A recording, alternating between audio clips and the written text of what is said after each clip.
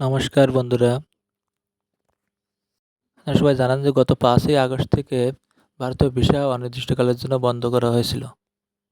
৩০শে August ভারতের পররাষ্ট্র মন্ত্রণালয়ের মুখপাত্র রণধীর জয়সওয়াল বলেছেন, আপাতত বাংলাদেশিদের শুধুমাত্র চিকিৎসা এবং জরুরি প্রয়োজনীয় ভিসা দেওয়া হচ্ছে। যখন বাংলাদেশের পরিস্থিতি স্বাভাবিক হবে তখন পূর্ণমাত্রায় কাজ শুরু হবে এবং ভিসা দেওয়া স্বাভাবিক হবে। পররাষ্ট্রমন্ত্রী জানান যে পরিস্থিতি স্বাভাবিক হবে, আইন ও শাসন ফিরে আসবে তখন আমরা পরিপূর্ণভাবে ভিসা নিয়ে কাজ করব। এই মুহূর্তে আপনারা যারা মেডিকেল ভিসা কিংবা জরুরি প্রয়োজনীয় ব্যবসা বাণিজ্যের জন্য ভিসাগুলো এখন করতে পারবেন। আপাতত ট্যুরিস্ট কিংবা অন্যান্য সাধারণ ভিসাগুলো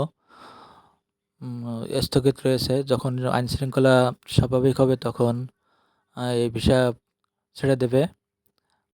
ভিডিওটি ভালো লাগলে লাইক কমেন্ট করে পাশে থাকবেন।